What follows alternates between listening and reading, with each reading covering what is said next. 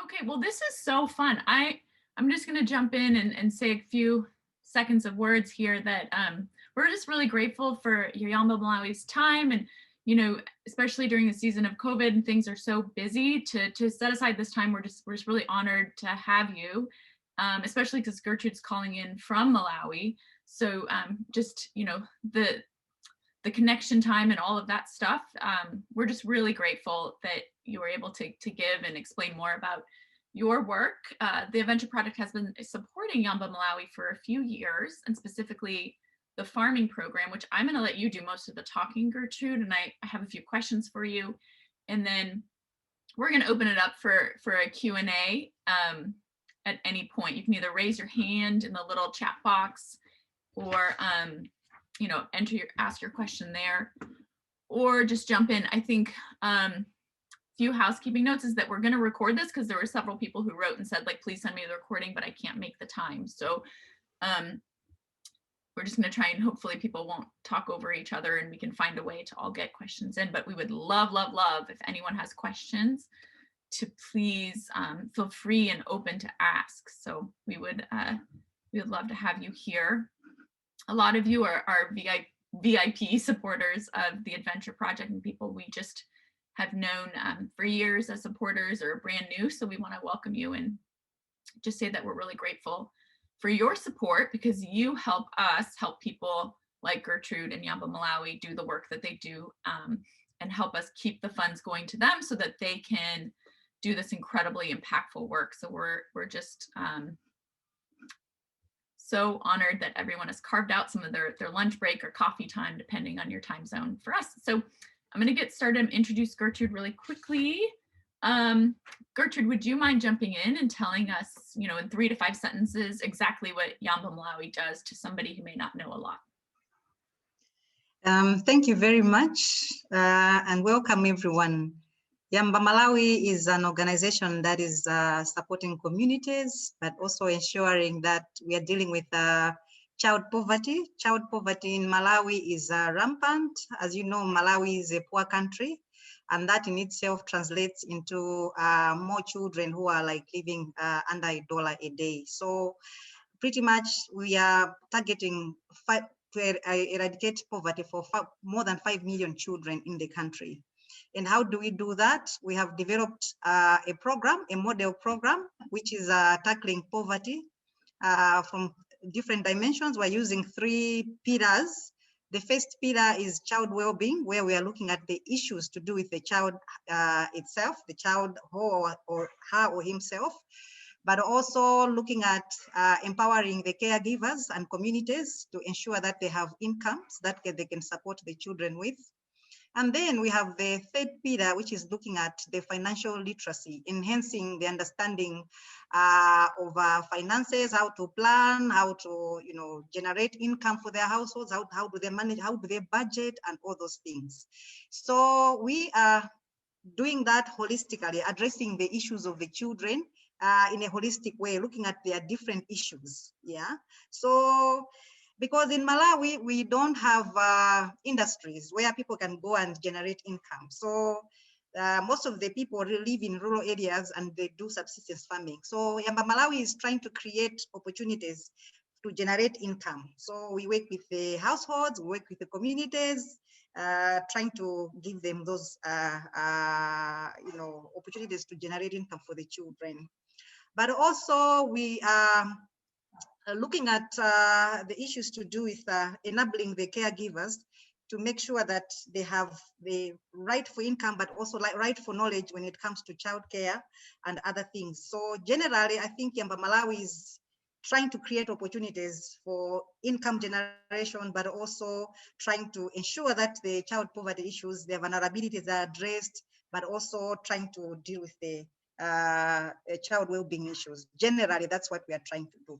But we do that with a very, very defined model, which is looking at those 3 aspects: child well-being, but also looking at business and entrepreneurship, also looking at how do we make sure that we are including those communities that are generally excluded from the financial issues.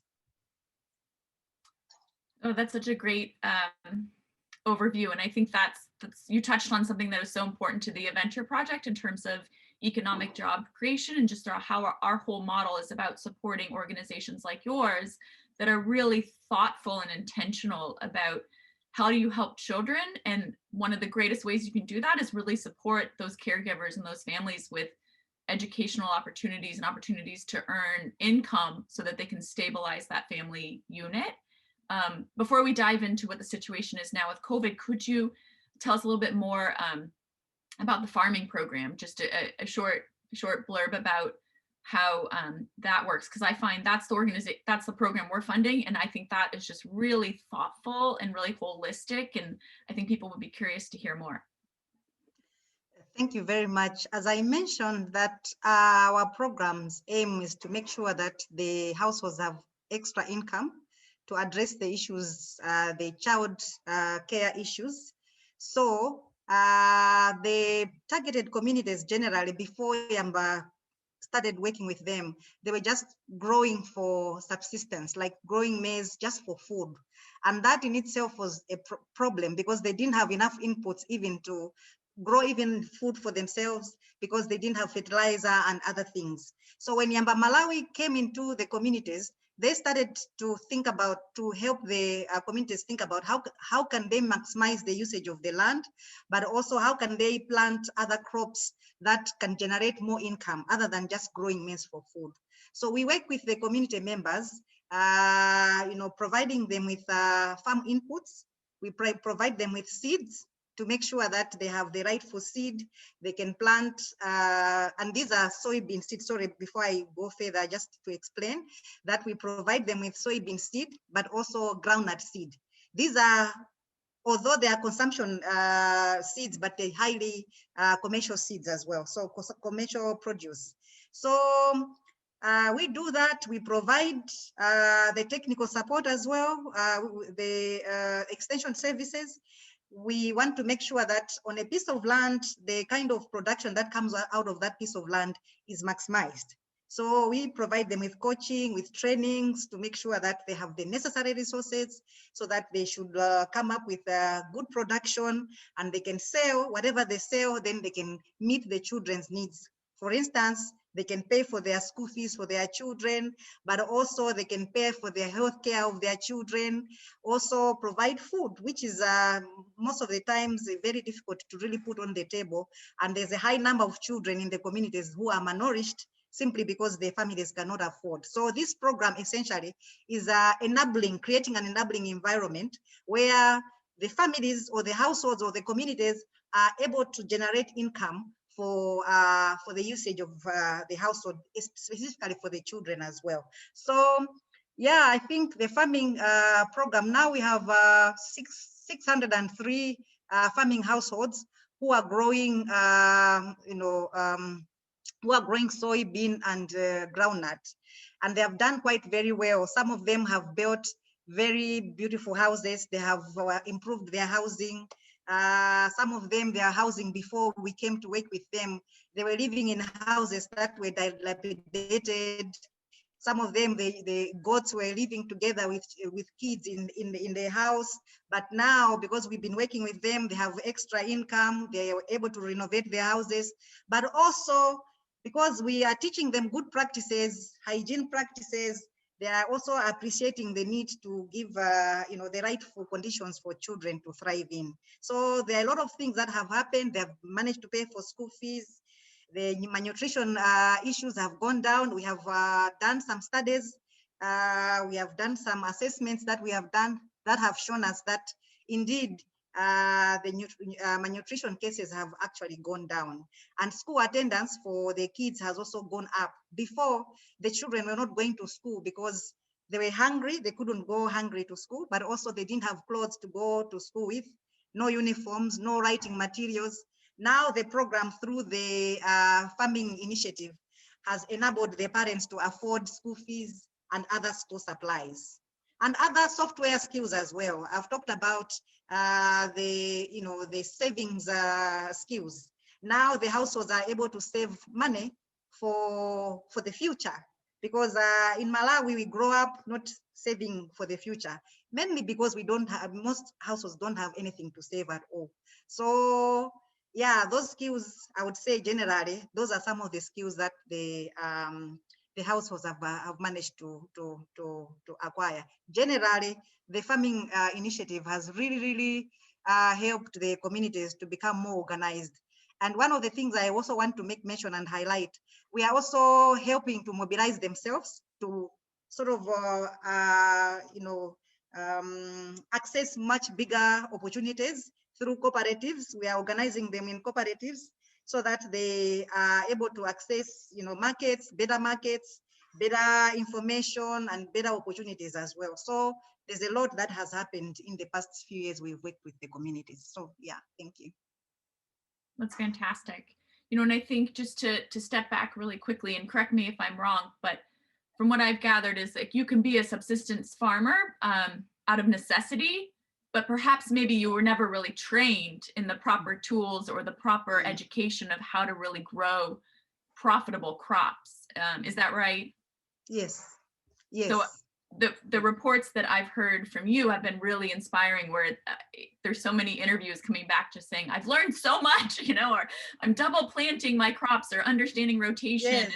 And things like that, whereas most people who are stuck in this cycle trying to survive might not have ever had a chance to learn these tangible skills. So we're really impressed with what you've done. Two other things really struck me about the work you do, and you can maybe elaborate for a second before we jump into the COVID situation. But I love that there's a mentorship component where farmers are working with each other and they have a mentor farmer that can meet in the neighborhood and advise you or have that support system. And then secondly, you've set up a guaranteed buyer for these crops so that automatically these farmers grow and they know exactly where to sell it to, and that they're able to sell it at a fair market value. Is that right? Yes, yes. So the peer mentoring is also one component that we are promoting, simply because we are also trying to promote community cohesion, like working together, but also learning from each other to ensure sustainability of the initiative. Because what we are believing, and what we believe as Yamba Malawi, the work that we institute should not just benefit the people that we are interacting with. So through their interaction as well, it's not just the people that are interacting as peers in the program, but also they are able to sort of share this knowledge even outside to other people who are not directly participating in the program. Because, in Malawi, people live communally. So people share. But again, the principle also of adult learning is to make sure that people are learning from each other, and it works well for them because apart from the actual farming activities, they are also sharing other knowledge, other issues that probably can enhance their family well-being, but also help them to understand better, because sometimes they can be learning from us, but they learn better from their peers as well. In terms of like the guaranteed buyer, yes, we do provide that kind of opportunity. You see, these communities that we are supporting are in remote areas. So sometimes access to markets can be very tricky because it's not accessible. The roads are not sometimes not passable, or people do not just go there because they are targeting other places as well. So through those guaranteed buyers, it helps them to sort of have a bargaining power. Because if we just leave it open, the vendors who are like people who come and exploit the farmers, they kind of buy the stuff cheaply and exploit the farmers, because one, they may not understand the pricing of the produce, but also because of sometimes they're desperately looking for the money immediately. So yeah, organizing them through cooperatives, but also guaranteed buyer ensures that they have a better bargaining skills. Just fantastic. So now I guess we'll jump into the question. We've been working with you on farming for a few years, and then almost a year ago, COVID hit. What's the situation like there now, and how has that affected you? The COVID situation in Malawi is getting worse by the end of the day. I would say the health system is one that has been hit very hard, considering that the health system is already was already poorly resourced in terms of like human and otherwise. So COVID has just kind of widened up the gaps in terms of like capacity. So right now, there are a lot of people that need admission, but we don't have the space, and the human resource is not there, the human workforce. Just to give you a picture, the workforce it's only 58% workforce that is available, according to a study done some time back. So the 42% is still missing. So you can see it's only 58% capacity, which is struggling already. And then up and above, you have the COVID issues. Apart from that, looking at the vaccine issues, now we've been like hoping and waiting to say, maybe if we have the vaccines, that would be a different story. But however, according to a WHO report, is indicative that only 25 people so far have been vaccinated for COVID-19 in the sub-Saharan Africa, where Malawi is. So that in itself is a very kind of worrisome situation. I mentioned about the capacity issues. I also just wanted to emphasize that now Malawi government has had to convert other structures like stadiums, like youth centers, just to make sure that we are accommodating cases,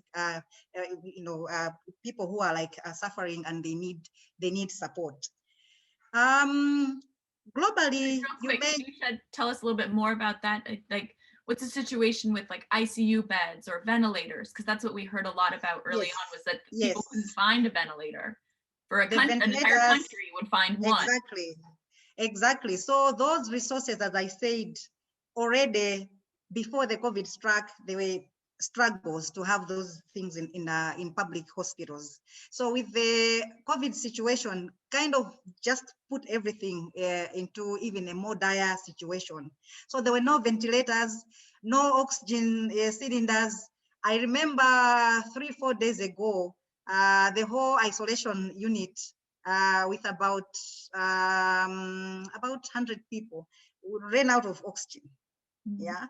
So you can imagine that people are on oxygen and then they run out of oxygen. So that in itself kind of brought in a lot of, desperation, but also there were deaths that resulted out of that, including our former president's son, who was in that isolation unit, passed on that night because of lack of oxygen, unfortunately.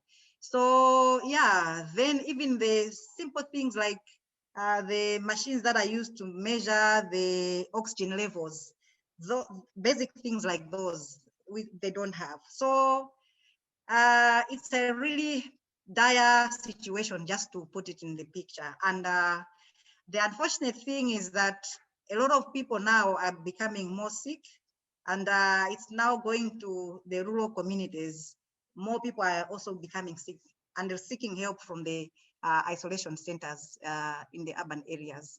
So yeah, that's just about the situation. It's really, really bad. Even to go for testing, even for the testing itself, there are queues and queues, and sometimes the testing centers are running out of testing kits.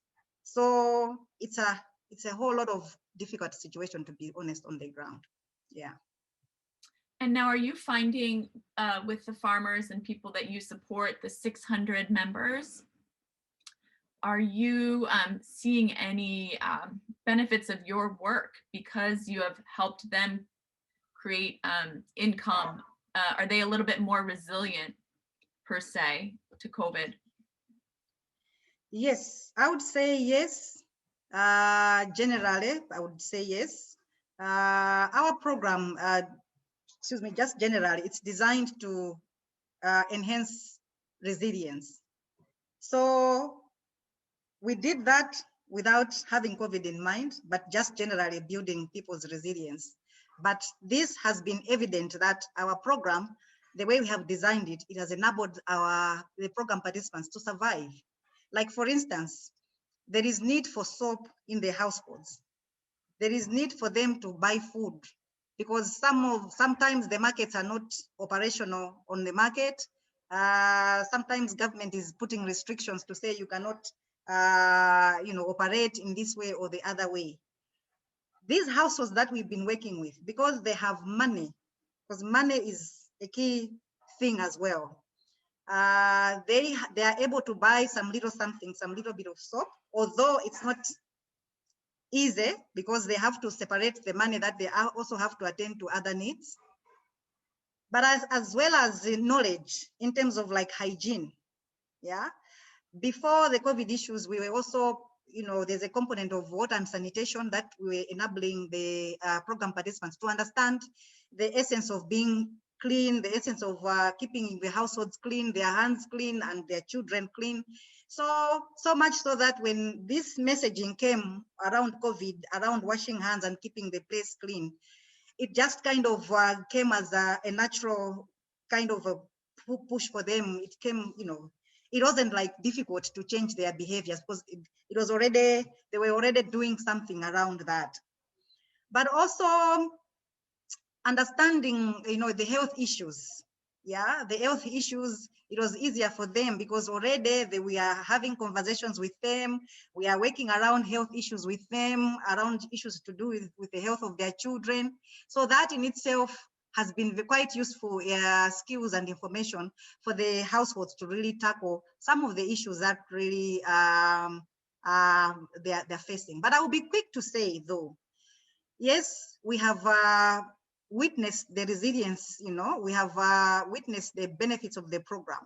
However, you may understand that COVID, the impact is also something that we still need to help those participants in one way or the other, because they're overstretched now. It's stretching their capacities beyond what normally should be what they should be, how they should be responding to their daily needs. So I also wanted to talk about, you asked me, sorry, maybe just to go back a bit to the first question you asked me about the impact of COVID in Malawi. I also just wanted to highlight the impact of COVID on in the areas the way we're working in, but also just in the communities largely. There has been disruption of services in the areas, like under 5 clinics, for instance. So much so that is affecting our participants, because they can no longer go to have access to under 5 immunization activities are not taking place, but also the healthcare workers who are supposed to be conducting those services are now pulled together to go and respond to the COVID issues. Remember, I mentioned already that the number of healthcare workers in Malawi is already low. So that in itself is also just cracking the situation further. But also our farmers, because we rely also on government extension work. Because government extension workers are also not able to access those communities. Our farmers also have challenges accessing services, the extension services. So that in itself has been quite a challenge in terms of the COVID situation. Even ourselves, we also provide extension services to the farmers. Our staff, they can only do so much, but beyond that, they also have to remain safe, but also ensure that the communities are safe. So that in itself has been quite a bit of a challenge. Our participants, they were among the first communities to have information. In fact, they highlight that themselves, because when COVID started, immediately, Yamba Malawi organized itself through the Ministry of Health to go and do awareness campaigns, but also distribute soap in the areas to make sure that people have access to soap, but also to make sure that they have buckets where they could use for their hand washing, as well as hand washing facilities. Sorry, I've kind of mixed back and forth. No, it's fantastic. And I want to make sure that we have time to get everybody's questions asked. Thank you so much for shedding a light and telling us more. And I believe we got the stat from you, but at the time of the COVID outbreak, 9 out of 10 families in Malawi did not own a bar of soap. So it's really incredible that you have jumped in to help really almost switch gears to make sure that people have some of these basic needs. And that was also something that the Adventure Project was really keen to support your needs with last spring. And so, so thank you again for the work you're doing. And I'm sure it's tiring, especially it's probably tiring, you know, before COVID, and now this extra pressure and all these other external forces, I'm sure keep you up at night. So thank you, Gertrude, so much. I'd love to open it up now for questions that anyone might have for Gertrude. Please feel free to just sorry, unmute Becky. yourself. Before you open up for questions, I just want to highlight two things. Sorry, Oh, okay. just wanted to also share with the people that Yamba Malawi, it's still, apart from the campaigns that we are doing, we're also trying to come up with ways and means of like trying to address this the COVID situation. We are trying to explore the usage of technology. We have you know, phones. We are thinking about how do we make sure that people have phones, and some of the information, some of the knowledge that we want to share with our participants, how can we share it through such kind of platforms.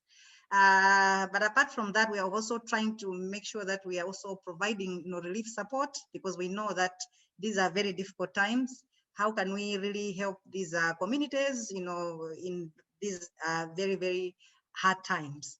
But also just learning from other organizations. We are doing that just to make sure that we are also as effective as we can get, because we know, yes, it's a very difficult time. Yes, it's a very trying time, but we are, the one question we are saying, how can we still make it happen? How can we continue to make it happen? Well, we commend you for that. Thank you so much. All right, is there anyone who might have a question for Gertrude, or please feel free to unmute.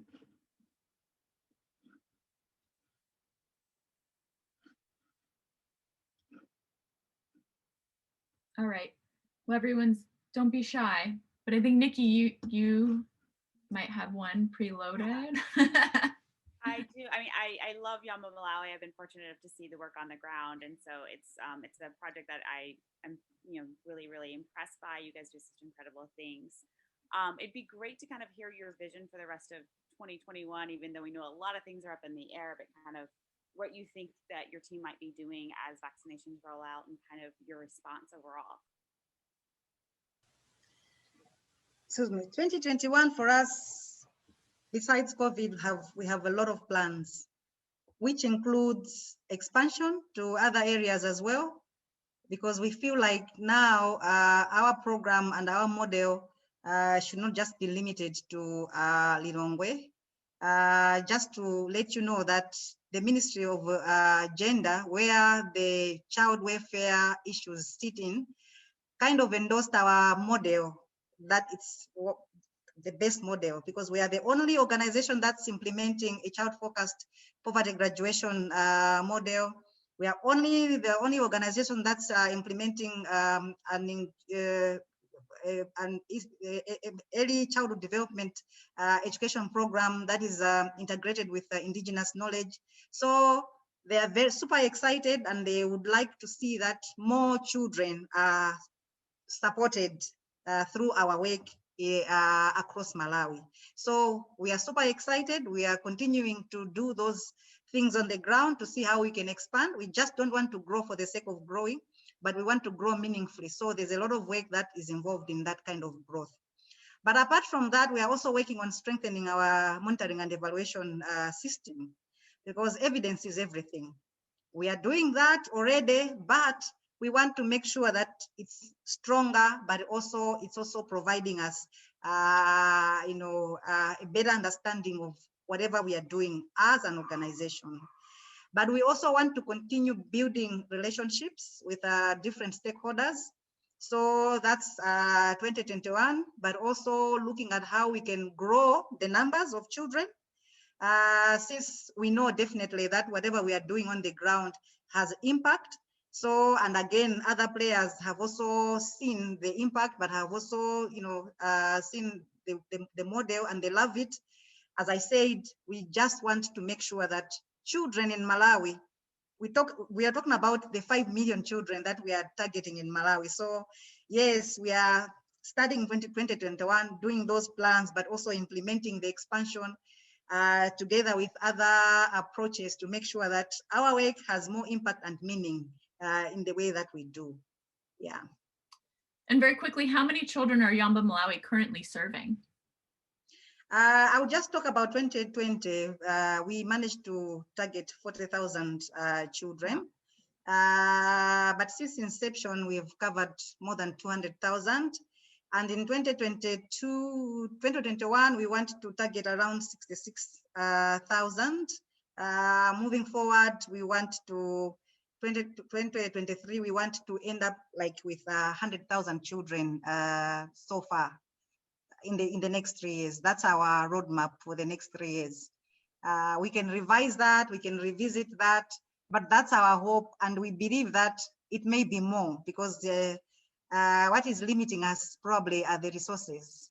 We are only planning based on the available resources, but now we are looking forward to growing and reaching more children with our model. Well, that's so commendable, Gertrude. We really appreciate all the work that that goes into it, and I'm sure you're pulled in many directions. Before we jump off, I want to be mindful of time. Is there anyone have any, 1 or 2 more questions for Gertrude? Yeah, I have a question, Gertrude. Thank you for your presentation. It was very educational for me. Isn't HIV/AIDS a big problem in the cities in Malawi? Is it something that you encounter or have to deal with the children at all? Yes. Malawi is one of the countries that has been impacted highly by HIV, not only in the cities, but the rural areas as well. Oh, it is? So, yeah, so the children have been impacted in many ways, including those children that are born with HIV positive. So they need to be supported. They need to be, nutrition, health support, and even the households that are like the parents are HIV positive because of, they need extra support. They need care. They need, of course, now that, there are antiretrovirals, but even then, there are a lot of other socioeconomic issues that they really have to continue to deal with. Yeah. So Yamba Malawi, one of the key cross-cutting issues, or one of the areas of focus is such kind of target groups like HIV, households that have been affected or infected by HIV. So yeah, that's an integral component in our programming. Yeah. So that's part of the messaging. It's embedded in our curriculum. It's embedded in our coaching sessions. It's embedded in our trainings, all the child care messages and home management trainings. That is captured. Big part of it. Thank you. It gives me a better picture of it. Yeah.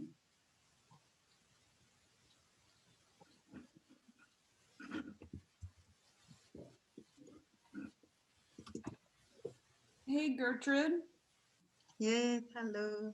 Hi, thank you so much. I've so appreciated hearing more about what you're doing on the ground. And I know for a lot of our supporters, they love hearing specific stories about a farmer, a family that's been helped, and just to really be able to put an image of, one person that's been able to receive your services and your education.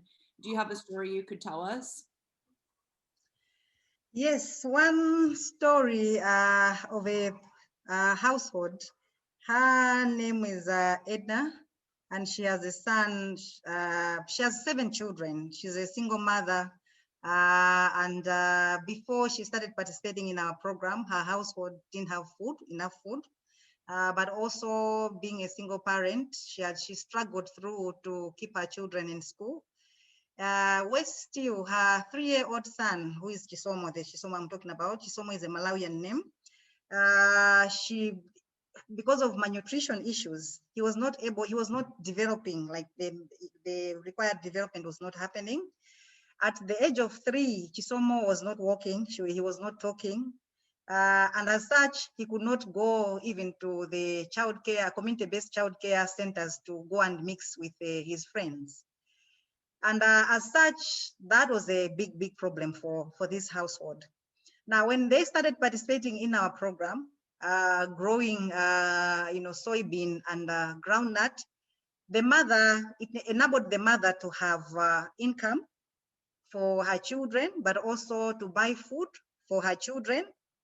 Not only buy food for her children, but because this program also helps them to understand how to prepare nutritious meals, especially for children who are malnourished.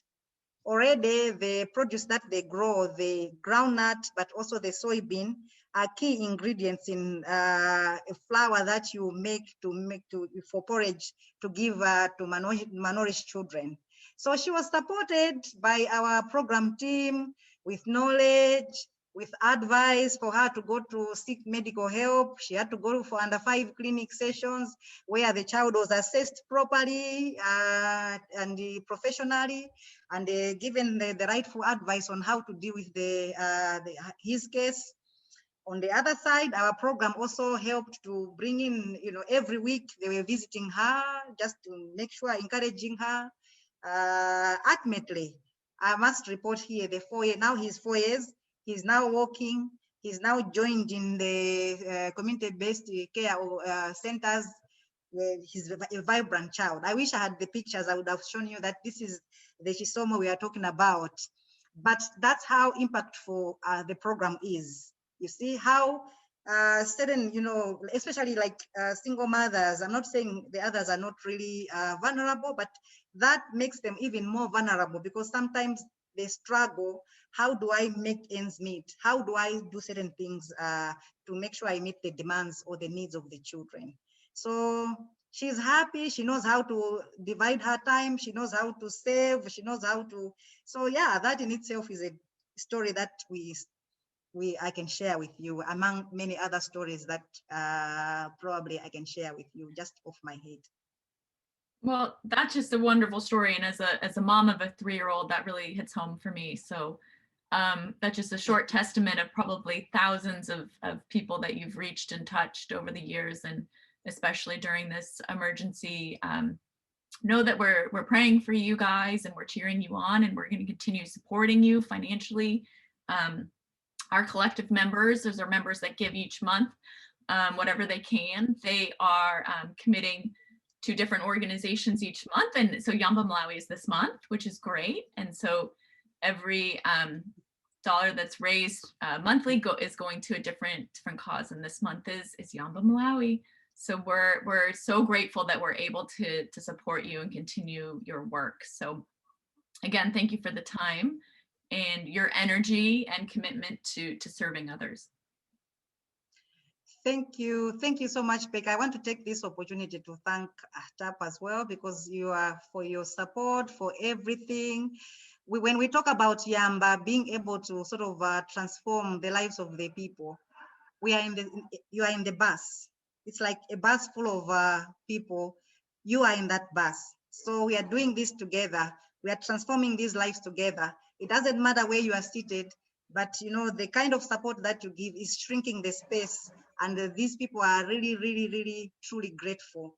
And on their behalf, I would like to say thank you so much for the wonderful work that you do, transforming the lives of the people in the communities. Thank you.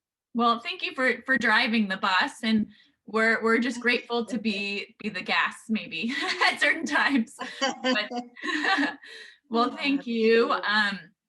Let me give a wave and say hi to all of you, and thank you for giving your lunch breaks and your coffee breaks to learn more. And I hope each of you knows just how much your support means to us, and how much it means to Yamba Malawi and Gertrude, because they are doing such incredible work, and we feel so fortunate that we're able to support women leaders like Gertrude, and also local organizations that are able to keep their feet on the ground, and not have to worry so much about funding, because we're able to hopefully help them a little bit and get them to the next level. So thank all of you. It's great to see so many faces and names on Zoom.